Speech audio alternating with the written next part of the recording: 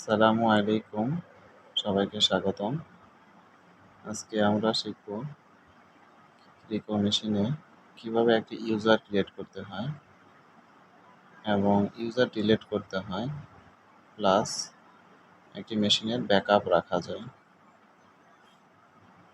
Let's go. প্রথমে IP দিয়ে একটি মেশিনে ব্রাউজে লগ ইন করতে হবে। এখানে অ্যাডমিন অপশনে অ্যাডমিনটা লিখবেন, ইউজার নেমে অ্যাডমিন, পাসওয়ার্ড যদি থাকে পাসওয়ার্ড দিতে হবে, নয়তো প্রয়োজন নেই। এখন এখানে যে বারগুলো বাম পাশে যে বারগুলো চলে আসছে, এখান থেকে আমরা অ্যাড্রেস বুকে চলে যাব। অ্যাড্রেস বুক ম্যানেজমেন্ট, যেটা অ্যাড্রেস বুকের উপরে ডিটেলস ইনপুটে ক্লিক করব। এখানে ইউজারগুলো শো করতেছে।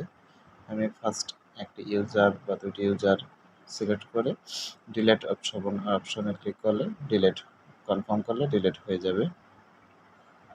আর যদি এভাবে একটু ওয়েট করতে হবে, তাহলে ডিলেট হয়ে যাবে। এখন ওকে, দেন আমরা সবগুলো সিলেক্ট করব। সিলেক্ট করে এখন কনফার্ম করলে ডিলিট দিলে, কনফার্ম করলে ডিলিট হয়ে গেল। দেন ওকে দেখাবে, ওকে দেখালে আমরা ওকেতে ক্লিক করব, ডিলিট হয়ে যাবে। ডিলিট হয়ে যাচ্ছে। এখন দেখেছেন সবাই, দেখতে পাচ্ছেন যে কোনো ইউজার নেই, যা ছিল এখন মাত্র একটি ইউজার, সেটা আমার সেটা রয়ে গেছে। আর হচ্ছে এখন কিভাবে একটা মেশিনের ব্যাকআপ রাখা যায়। সবচেয়ে দেখা গেলো ইউজার থাকতে পারে অনেক, সেই ইউজারের ব্যাকআপগুলো কীভাবে রাখা যায় সেটা আমরা দেখব।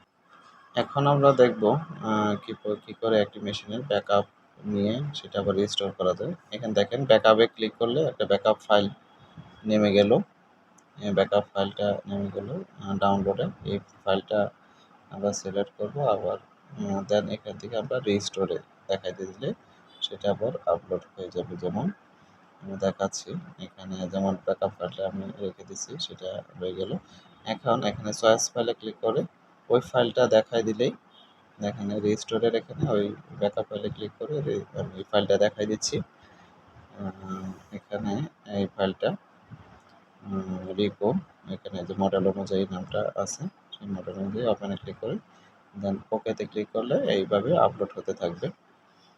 একটু ওয়েট করলে সামান্য 20 সেকেন্ড বা 15 সেকেন্ড সর্বোচ্চ লাগতে পারে, সেটা আপলোড হয়ে যাবে। আপলোড হয়ে গেলে এখানে দেন কনফার্ম, এটা ওকে দিয়ে। এই ভিডিও দ্বারা সামান্য উপকৃত হলে চ্যানেলটিকে সাবস্ক্রাইব করে রাখবেন এমন আরও ভিডিও পেতে।